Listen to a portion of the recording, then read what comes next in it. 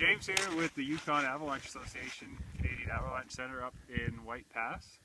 So as you know, we were just kind of had a big avalanche cycle a couple weeks ago, lots of rain, and we've been walking around on a crusty kind of situation in White Pass. There's a real supportive crust, it's thick, it's everywhere, it goes to all elevations. The one thing we've noticed is that the temperatures have started to drop over the last couple days, and we're starting to get faceting occurring throughout the surface crust. It's getting less supportive.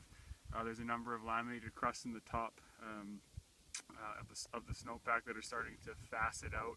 So we're starting to get faceting in those crusts above and with the cold temperatures. So one thing we have been doing is trying to get an idea of different aspects. So yesterday we dug on a solar aspect, kind of in the Summit Creek area, and we found a bit of a deeper snowpack. It was about over a meter deep.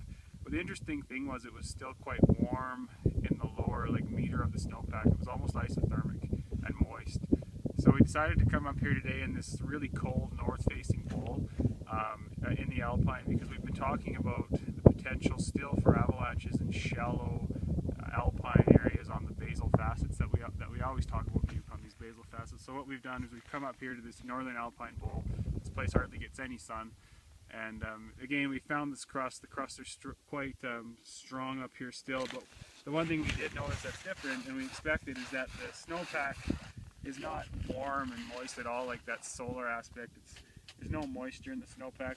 The depth though is still really big, and it's almost faceted all the way through. There's a series of crusts all the way through this column. Quite a stiff slab with a series of crusts and then facets below and above these crusts. And there's surface hoar actually in this whole bowl. North end of log cabin.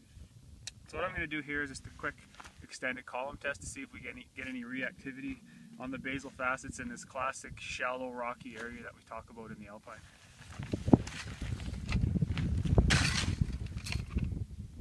So I don't expect to get anything easy because the crust here is just so stiff.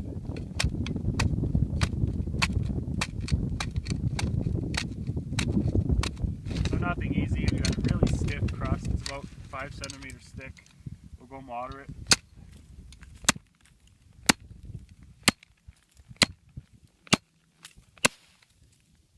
So 17, and we got propagation on the basal facets throughout the whole column. So again, we talk about these shallow areas in the Alpine for a reason, because we always are concerned about these areas in the winter, in the White Pass area and in the Powder Valley area and the Wheaton. It's just something we deal with all winter, and this illustrates kind of perfectly. You can see here how stiff this slab is, and it went on those facets on a kind of a moderate extended column test. So we have good propensity for propagation in these shallow areas in this slab.